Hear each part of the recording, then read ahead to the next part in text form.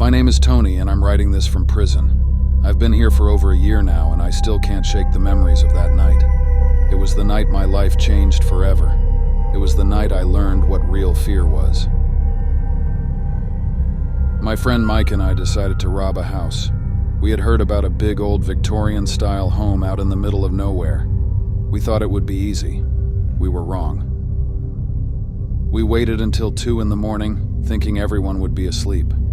We broke in through a window and got in that way.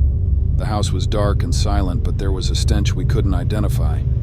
It was foul and made my stomach turn. We started grabbing whatever we could find of value. But as we moved through the house, that stench got worse. It was like something was rotting, but we couldn't pinpoint the source. Mike and I exchanged uneasy glances, but kept going. We were in one of the downstairs rooms when it happened. Mike was suddenly yanked into the air, hanging upside down from the ceiling.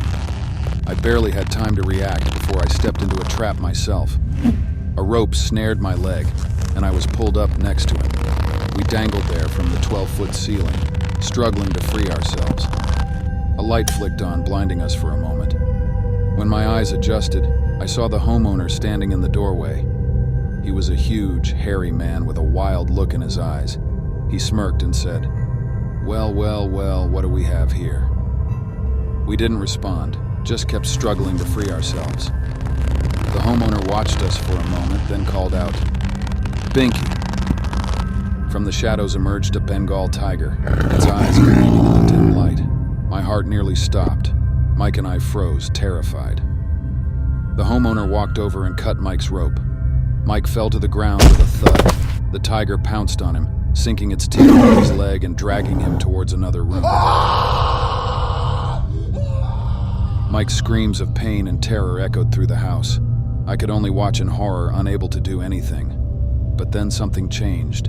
The tiger roared in pain, a sound that chilled me to the bone. The homeowner shouted, "Binky!" and ran after the tiger. Mike had managed to pull out his knife and stab the tiger in the eye. The beast was thrashing around and the homeowner was trying to control it. While they were distracted, I managed to free myself from the rope trap. I grabbed the closest thing I could find, a fire poker, and crept towards the room where the commotion was. I could hear Mike's groans of pain and the tiger's angry growls. I rounded the corner and saw the homeowner struggling with the injured tiger. With all the strength I could muster, I swung the fire poker and hit the homeowner hard. He stumbled, and I grabbed Mike, helping him to his feet. We ran out of the house as fast as we could, the screams and growls fading behind us. We drove to the nearest hospital, Mike bleeding badly from his leg. After he was treated, we called the police and told them everything. They thought we were lying, but we convinced them to go to the house. When we got back to the house with the police, they used a megaphone to call the homeowner out. The door opened, and instead of coming out himself, he released the tiger. The beast charged at the police, and they opened fire, killing it instantly.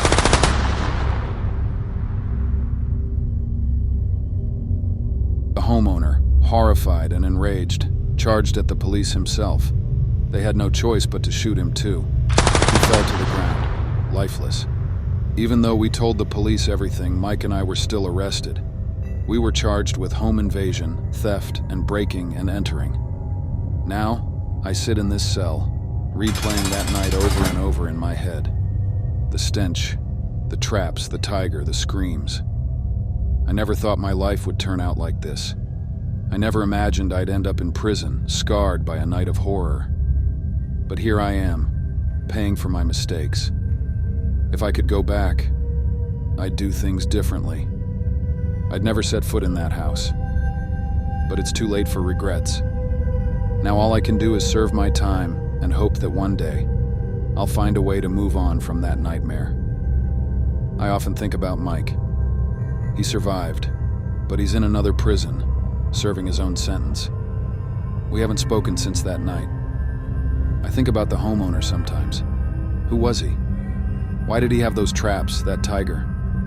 The police never found out much about him. He had no family, no friends, no history that anyone could uncover.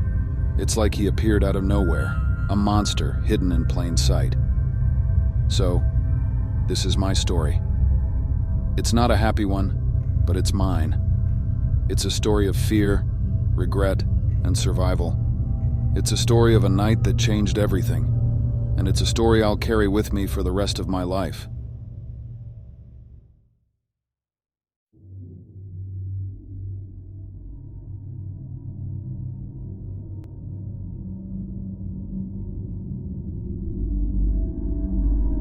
I've been sitting in this cell for 2 years now, staring at the same gray walls, counting the days. My name is Rick, and I'm a thief. But I swear, what I'm in here for is not what I did. Let me tell you my story, and maybe, just maybe, someone will believe me. It was a stormy night, the kind where the rain pelts down like it's trying to wash the world away. I had just broken out of prison and was desperate, hungry, and soaked to the bone. I needed money and shelter fast. So I did what I knew best. I broke into a house. I wasn't planning to hurt anyone, just grab what I could and get out. I picked a big house on the edge of town, hoping the rich folks were away. The storm made it easy to sneak in, covering the sound of my breaking the window. I slipped inside, my heart racing, ready to loot. But as soon as I stepped into the dark living room, I heard something that froze me in my tracks. A muffled scream. I followed the sound, creeping down the hallway. The house was big, and the storm made everything eerie. I moved towards the sound, and as I got closer, the screams turned into sobs. My gut twisted. I wasn't prepared for what I was about to see. In the master bedroom, I saw a man. He was big, wearing a ski mask, and had a woman tied up on the bed. She was crying, struggling, her eyes wide with terror. The man was fumbling with something in his bag, and I knew I had to act fast. Without thinking, I lunged at him. We struggled, crashing into furniture, knocking over a lamp. The woman screamed louder. In the chaos, she got knocked unconscious. The guy managed to stab me with a knife he pulled from his bag. The pain was intense, but I didn't stop. I fought harder, trying to save her, but he was too strong. He stabbed me again and again, and I could feel my strength leaving me. Blood was everywhere, and I was slipping. In a final desperate move, I grabbed his knife hand and twisted, but he broke free and ran out of the house, leaving me to bleed out on the floor. The next thing I knew, the police were there. They found me covered in blood, the woman unconscious and tied up. I tried to tell them what happened, but they didn't believe me. They concluded that I had a partner who stabbed me and fled the scene. To them, I was just a convict, a thief caught in the act. They arrested me, slapped the cuffs on me while I was still bleeding. I was taken to the hospital, patched up, and then straight to jail.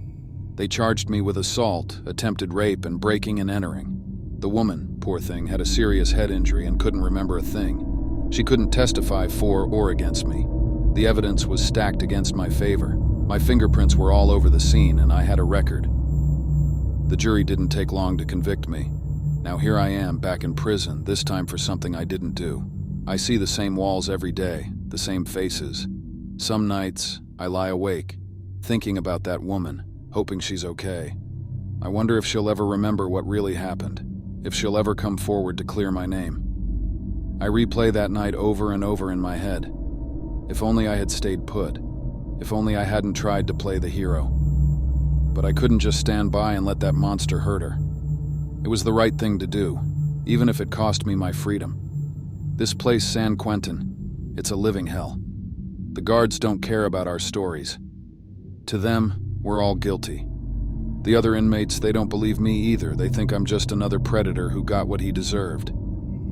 It's lonely in here knowing the truth and having no one to believe you. I spend my days writing letters to anyone who might listen, trying to get someone to reopen my case. No one writes back. I can't give up.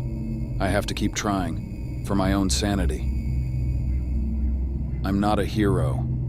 I'm just a thief who tried to do the right thing. I've tried to contact the woman to see if she's remembered anything, but my letters go unanswered.